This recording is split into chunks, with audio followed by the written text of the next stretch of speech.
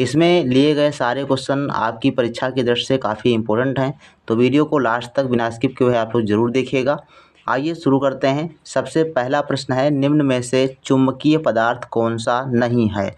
अब यहाँ पर ध्यान रखिएगा, कौन सा चुंबकीय पदार्थ नहीं है उसको टिक करना है। पहला ऑप्शन है लोहा, कोबाल्ट, इस्पात और चौथा ऑप्शन है एल्युमिनियम। तो इसमें बच्चों सही जवाब आपका हो जाएगा एल्युमिनियम जो होता है ये चुंबकीय पदार्थ नहीं होता।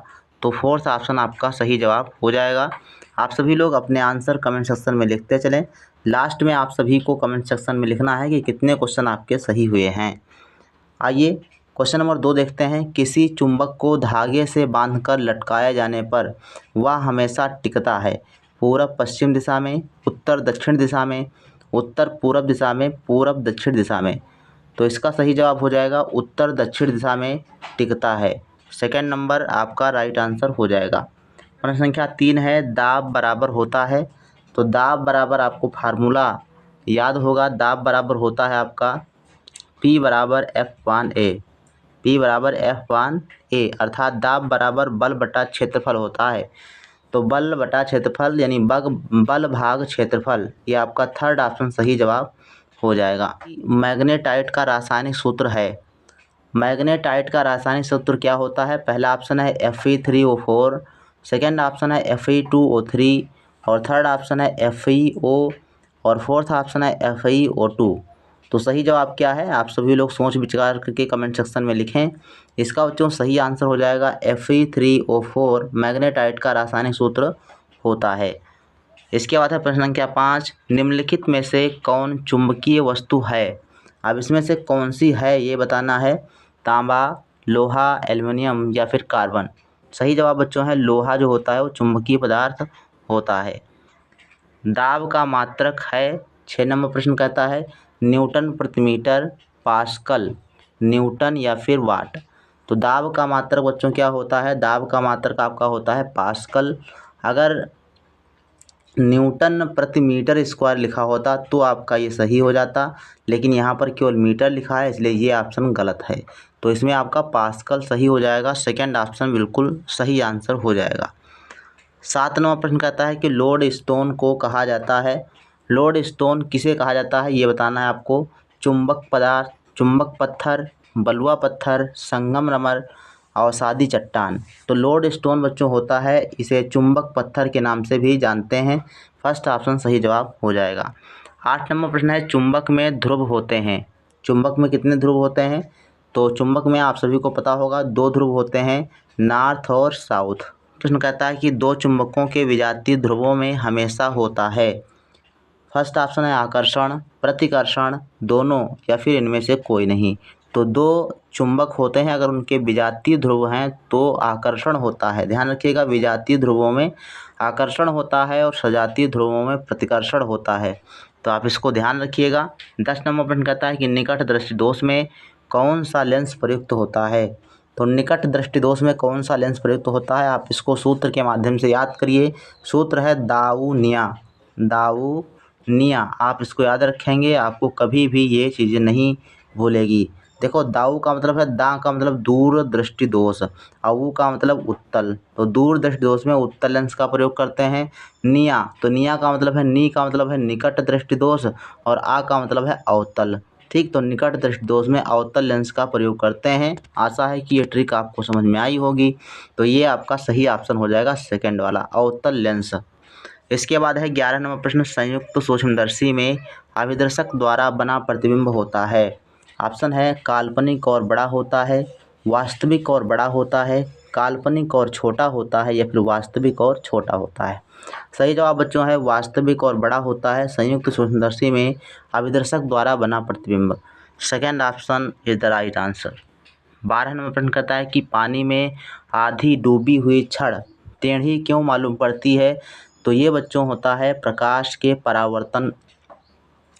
अपवर्तन के कारण। तो प्रकाश के अपवर्तन के कारण क्या होता है, पानी में डूबी हुई छड़ जो होती है वो टेढ़ी दिखाई देती है। तो फोर्थ ऑप्शन आपका सही जवाब हो जाएगा। पानी से भरी बाल्टी की गहराई कम मालूम पड़ती है क्योंकि प्रकाश का परावर्तन होता है, प्रकाश का अपवर्तन होता है प्रकाश का वर्ण विक्षेपण होता है या प्रकाश का पूर्ण आंतरिक परावर्तन होता है। तो इसका बच्चों सही आंसर हो जाएगा प्रकाश का अपवर्तन के कारण जो है ये घटना आपको देखने को मिलती है। इसके बाद है प्रश्न संख्या 14, दूरबीन नेत्रिका होती है।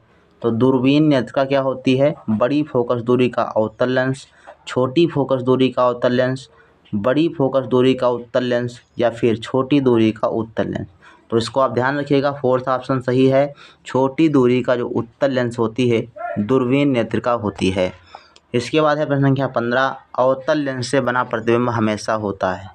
तो अवतल लेंस से बना प्रतिबिंब हमेशा सीधा और आभासी होता है। फर्स्ट ऑप्शन सही जवाब हो जाएगा। 16 नंबर प्रश्न कहता है कांच में प्रकाश के किस रंग का वेग सबसे अधिक होता है?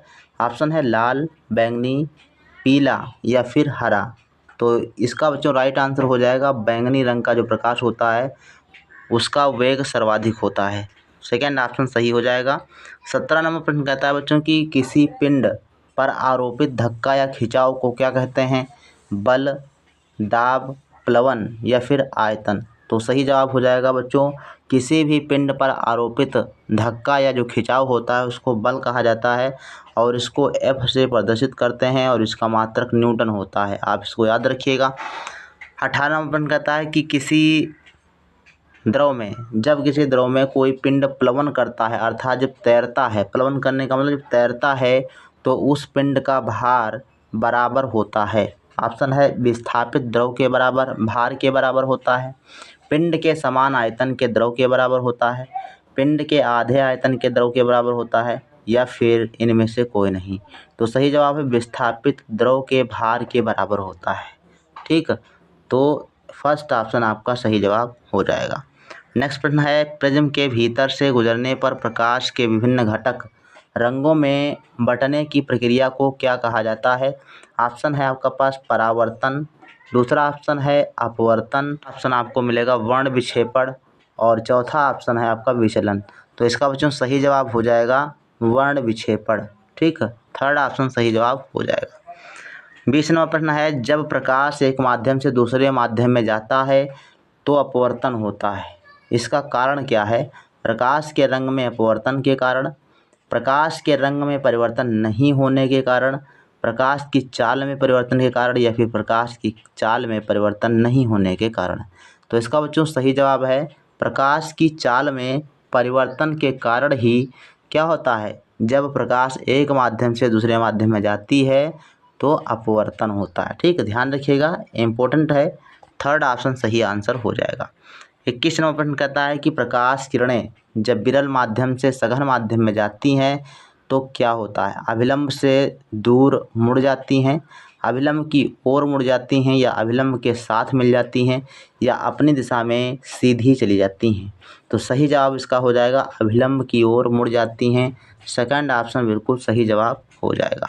माध्यम से दूसरे माध्यम में जाने पर प्रकाश किरण क्यों मुड़ती है? परावर्तन के कारण, अपवर्तन के कारण, विवर्तन के कारण या फिर अनुगमन के कारण। तो जब एक माध्यम से दूसरे माध्यम में प्रकाश की किरण जाती है तो अपवर्तन के कारण क्या हो जाती है? मुड़ जाती है। सेकंड ऑप्शन सही है। 23 नंबर प्रश्न कहता है मायोपिया का इलाज करते हैं। तो मायोपिया का इलाज बच्चों अवतल लेंस द्वारा होता है और मायोपिया को ध्यान रखिएगा ये आपका निकट दृष्टि दोष होता है। निकट दृष्टि दोष को परिभाषित करने के लिए मायोपिया शब्द का यूज़ किया जाता है। तो मायोपिया को दूर करने की बात करें चाहे निकट दृष्टि दोष को दूर करने की बात करें, दोनों में अवतल लेंस का प्रयोग किया जाता है। फर्स्ट ऑप्शन सही जवाब हो जाएगा। नेक्स्ट प्रश्न है 25 नंबर, प्रकाश किरणों में रंग होता है। तो प्रकाश किरणों में रंग होता है 5, 6, 7 या फिर 8। तो प्रकाश किरणों में बच्चों 7 रंग होते हैं, आप सभी को पता होगा। थर्ड ऑप्शन सही जवाब हो जाएगा। तो ये रहे आपके 25 क्वेश्चन और 26वां क्वेश्चन भी आप देख लीजिए। प्रश्न कह रहा है कि पानी का अपवर्तनांक होता है। तो पानी का अपवर्तनांक बच्चों 1.33 होता है। इसको आप नोट कर लीजिए, ध्यान रखिएगा। सेकंड ऑप्शन सही जवाब हो जाएगा। और 27 नंबर प्रश्न का आप लोग राइट आंसर क्या है कमेंट सेक्शन में आप लोग ज़रूर लिखें। तो वायु में प्रकाश का वेग क्या होता है? ऑप्शन आपके पास है 3 × 10⁸ मीटर पर सेकेंड, 3 × 10⁻⁻⁷ 8 मीटर प्रति सेकेंड या फिर 3 × 10⁴ मीटर प्रति सेकेंड। और तीसरा ऑप्शन मतलब चौथा ऑप्शन है 3 × 10⁻⁴ मीटर प्रति सेकेंड। तो इसका क्या है सही जवाब, आप सभी लोग कमेंट सेक्शन में आंसर ज़रूर लिखें। तो प्यारे बच्चों, वीडियो आपको कैसा लगा आप सभी लोग कमेंट सेक्शन में ज़रूर लिखिएगा, और कितने क्वेश्चन आपके सही हुए हैं ये भी आप लोग कमेंट सेक्शन में ज़रूर लिखिएगा। प्यारे बच्चों, इसी प्रकार से और वीडियो देखने के लिए हमारे चैनल को सब्सक्राइब करें, वीडियो को अपने दोस्तों के साथ ज़रूर शेयर करें। मिलते हैं फिर नेक्स्ट वीडियो में। धन्यवाद।